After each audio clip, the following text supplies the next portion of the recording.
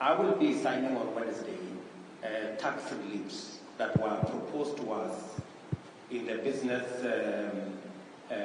amendment bill that is now on its way to my desk.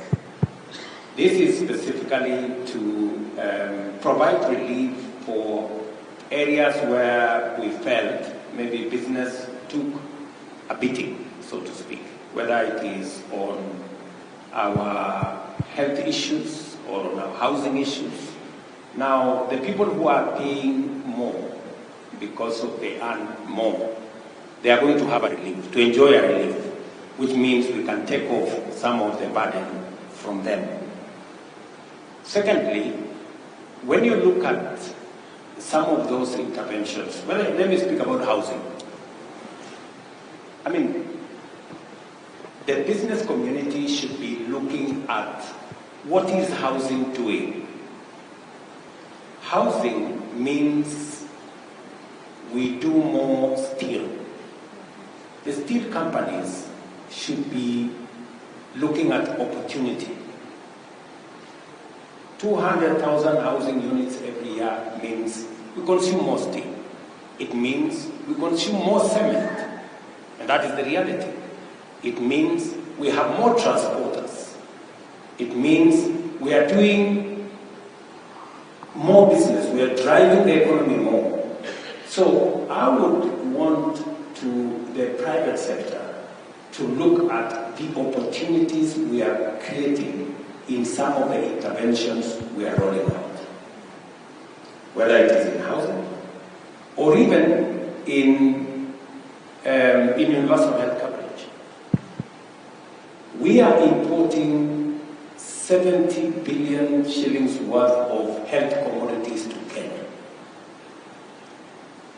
And I have given firm instructions to the Ministry of Health through KEMSA, not KEMSA, KEMSA, that any product we produced in Kenya, they get the first priority whenever we are procuring.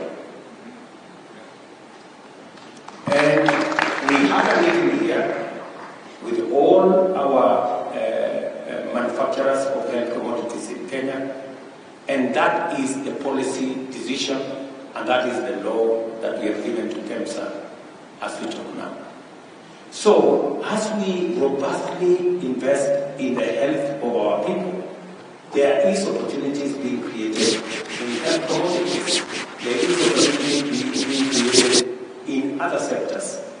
These are areas where we need to look at. Even as we provide relief for those who are contributing, we must also look on the flip side and look at the opportunities that these interventions bring. And I expect the private sector to take those opportunities, pick them up, and drive into investment and into opportunities for growing our economy. Let me also say the following, that the whole sector. Is there a problem with the mic?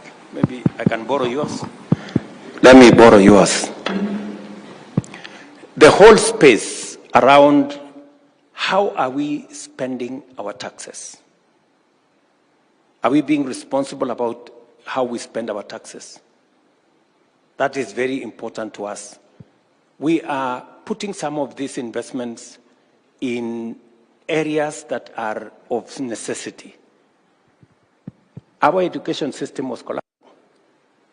We've had to enhance the budget to our education system because 23 of our 40 public universities were at the verge of bankruptcy. We had a shortage of 110,000 teachers. We were staring at a whole competence-based education system that was not adding up. We've had to put some money in the social sector.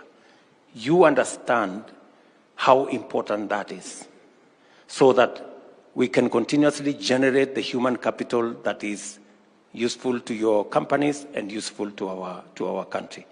We have also had to look at areas of how we service our debt.